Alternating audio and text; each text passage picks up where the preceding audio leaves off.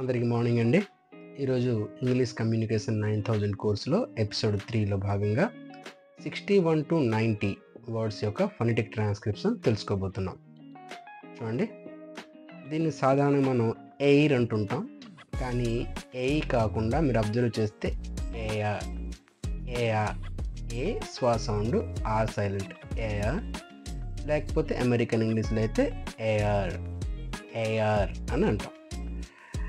ఇక చూడండి, సేమ్ ఇక్కడ అదే వచ్చింది కాబట్టి ఏఆర్. చూడండి, ఆర్ అస్సలు లేదు. చూడండి, craft, air craft, air craft. ఇదో ఎయిర్ క్రాఫ్ట్, ఎయిర్ క్రాఫ్ట్, ఏ వచ్చింది. So air craft, air craft. అలాగే సేమ్ ఎయిర్పోర్ట్, ఎయిర్పోర్ట్కి వెళ్ళాలి, నేను ఎయిర్పోర్ట్కి వెళ్ళాలి, నేను ఎయిర్పోర్ట్కి వెళ్ళాలి. ఎయిర్పోర్ట్ 2 ఆర్లు పలికం. చూడండి, సో కంపారిటివ్గా మీకు అమెరికన్ ఇంగ్లీష్తో చూస్తే బ్రిటిష్ ఇంగ్లీష్ అనేది ప్రొనౌన్సియేషన్ ఈజీగా ఉంటుంది, ఎందుకంటే ఈ ఆర్ సౌండ్ పలకం కాబట్టి ఆ వర్డ్ అనేది చాలా స్పీడ్గా పోతుంది. Airport, airport. రైట్, ఇది చూడండి అలారం అంటుంటాం. అలాం స్వాతో స్టార్ట్ అయింది, వాళ్ళకి స్ట్రెస్ ఉంది, ఆ. సో అలాం. ఇక్కడ అమెరికన్ ఇంగ్లీష్లో అలారం, అలారం అని వస్తుంది, ఆర్ని పలుకుతున్నాం. అలాం, అలారం. ఇది ఆల్కహాల్ అని అంటుంటాం, కానీ దీన్ని ఏతో వచ్చింది చూసారా, ఆల్కహాల్. హో, ఇది ఓ. ఇది చెప్పాము ఆల్రెడీ, ఓకి మధ్యలో ఒక సౌండ్ ఉంటుంది, ఇది ఆల్కహాల్. అమెరికన్ ఇంగ్లీష్లో వచ్చేసరికి ఎప్పుడైనా సెంటర్లో ఈ ఓ సౌండ్ వస్తే ఫొనెటిక్స్లో, బ్రిటిష్ ఇంగ్లీష్లోనే ఈ సౌండ్ ఉంటుంది. అమెరికన్ ఇంగ్లీష్లో ఈ సింబలే ఉండదు, కాబట్టి వాళ్ళు ఏ పక్కన 2 చుక్కలు పెడుతుంటారు, అంటే ఆగా మారిపోతూ ఉంటుంది. అంటే ఈ మిడ్ స్ట్రెస్ ఉండే ఓ వచ్చినప్పుడు వాళ్ళు సాధారణంగా ఆను వాడతారు. Alcohol, alcohol.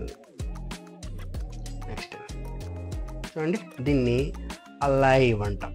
అలైవ్, ఐ చెప్పాము చాలాసార్లు. ఐ ఒకేసారి ఐ అనకుండా ఐ అని ఒక చిన్న స్టైల్లో అనాలి. Alive, alive. ఇది ఈ 2 దగ్గరలో ఇచ్చాం, ఏఎల్ఎల్. ఇక్కడ ప్రొనౌన్గా, ఇక్కడ యాడ్వర్బ్గా ఇచ్చాం. సో ఎలాగైనా సరే ఆల్ అని అంటాం. All, all of you, all of you అంటే అందరూ అనే భావం వచ్చిన ఆల్ కాదు, ఆల్. రెండిట్లో కూడా అదే సౌండ్ ఉంది, అది బ్రిటిష్ ఇంగ్లీష్లోను అమెరికన్ ఇంగ్లీష్లోను ఆల్ అని లేదు. చూడండి, ఆల్ అంటే మనం వాక్యం చదివేటప్పుడు ఆ ఫ్లోకి వచ్చేసరికి మీకు తెలియదు, ఇలా స్పెషల్ చదివేటప్పుడు ఆల్ కాదేమో అనిపిస్తుంటుంది. రైట్, ఇక చూడండి, దీన్ని స్వాతో స్టార్ట్ అయింది, అవు ఉంది, అవు. అల్లవ్, అల్లవ్, అవు. సో అల్లవ్, వాళ్ళకి స్ట్రెస్ ఉంది.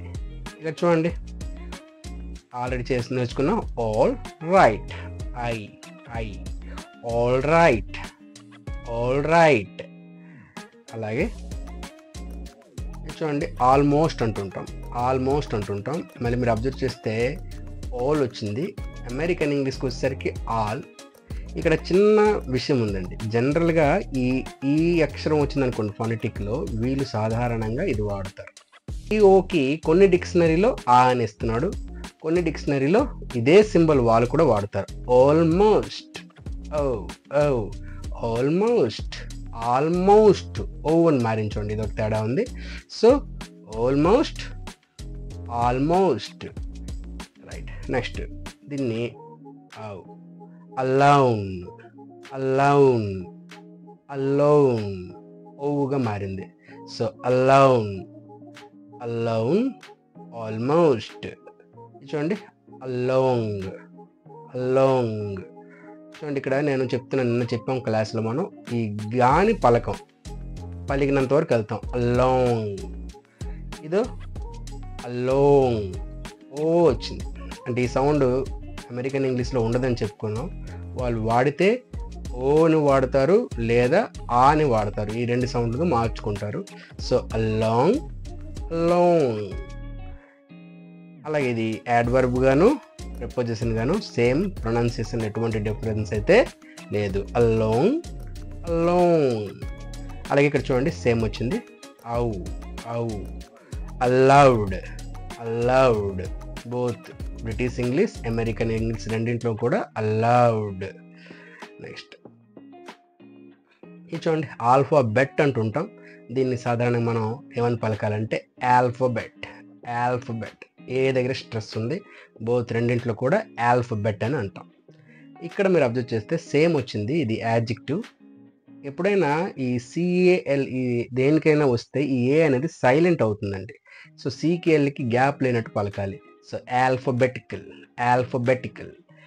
ఏ అనేది ఇక్కడ స్ట్రెస్ చూసారు, బిలోకి వచ్చింది, బిలో స్ట్రెస్తో స్టార్ట్ అయ్యి బెటికల్ దగ్గర బి దగ్గర స్ట్రెస్ వచ్చింది. ఆల్ఫాబెటికల్. ఓకే, కల్ అనకూడదు, క్ల్.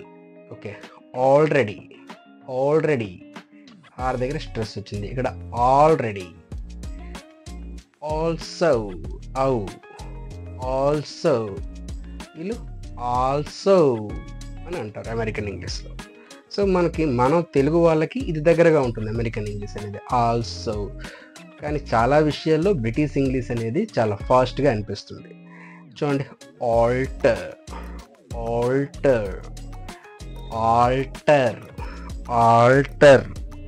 అనేది వస్తుంది అమెరికన్ ఇంగ్లీష్లో. ఓ వచ్చినప్పుడు వీళ్ళు ఆ అంటున్నారు, ఆల్టర్.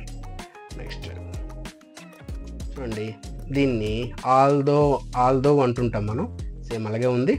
ఆల్దో ఇది దాకండి, సింబల్ చూసారా, ఇది ఇలా వస్తే ఇది దా అని ఇది సౌండ్ అనమాట ఇది. సో ఆల్దో అమెరికన్ ఇంగ్లీష్లో ఆల్దో. ఇక్కడ చూడండి, టుగెదర్ అంటుంటాం మనం.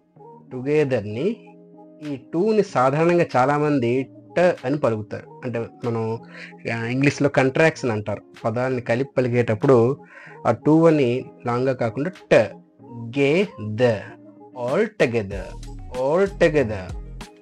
టుగెదర్ అని అంటాం. అమెరికన్ ఇంగ్లీష్లో ఆల్ టుగెదర్ అంటాం. టా అనమాట, టూ కాకుండా స్పీడ్గా అనేటప్పుడు మనకు తెలియదు, ఆల్ టుగెదర్ అంటాం. ఓకే,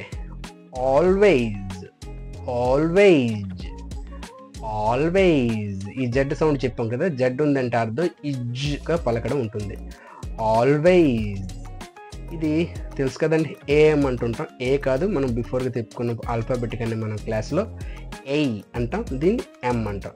ఏఎం, ఎం దగ్గర స్ట్రెస్ వచ్చింది, ఏఎం. బోత్ అమెరికన్ బ్రిటిష్లో అలాగే అంటాం.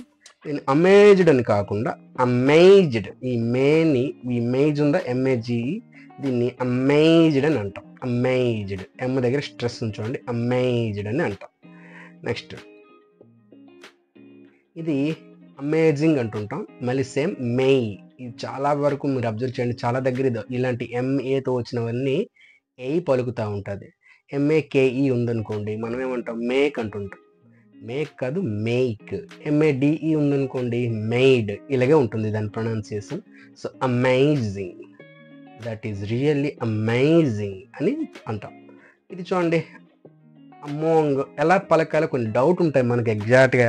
చూడండి, చాలా ఈజీ. చూడండి, ఇది అకారం, అమ్మంగ్ స్వాతో స్టార్ట్ అయింది. స్వా అనేది చాలాసార్లు స్టార్టింగ్లో ఉన్నప్పుడు పలికినా సరే వినబడదు. ఇప్పుడు నేనంటున్నా సరే మీకు ఈ పదం వినబడుతుంటుంది, ఇది వినబడదు, ఎందుకంటే లైట్ సౌండ్.